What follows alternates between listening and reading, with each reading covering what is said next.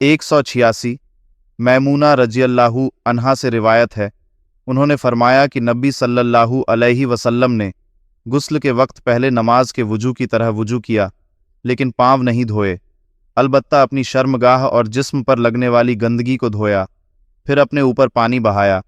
उसके बाद गुस्ल की जगह से अलग होकर अपने दोनों पाँव धोए। आपका नापाकी का गुस्ल यही था।